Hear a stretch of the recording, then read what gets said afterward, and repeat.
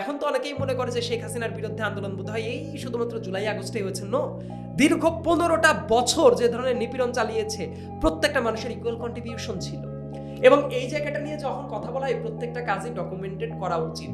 করলে যেমন শেখ হাসিনা, আমি কিছুদিন আগে কয়েকটা ঘটনা যখন শুনলাম মানে খুবই ক্লোজ সোর্স থেকে, যে ওই যে যখন গুম করা হতো, মেরে ফেলা হতো ইলিয়াস আলীকেও, শেখ হাসিনা যখন তার পরিবারকে নিয়ে বসার পরে বোঝাচ্ছে বিএনপির অন্তর্কন্দল ছিল, অমুকে বোধহয় এটা করতে পারে, ঠিক তার কয়েকদিন আগেই সে নিজে নির্দেশ দিয়েছে ইলিয়াস আলীকে মেরে নদীতে ভাসিয়ে দেওয়ার কথা।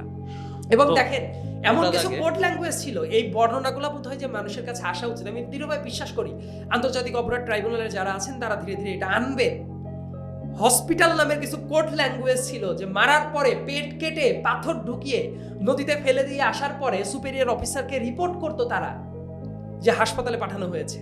এই যে হাসপাতালে পাঠানো হয়েছে এটার মিনিংটা হলো, আশেপাশে যারা আছে অনেকে যাতে বুঝতে না পারে পার্টিকুলার ব্যক্তি ছাড়া, এই হাসপাতাল মানে হইল একটা নদীর ভেতরে কোন এলাকায় গিয়ে এটা ডাম্পিং করা হয়েছে, ওই জায়গাটার কোড নাম ছিল হাসপাতাল।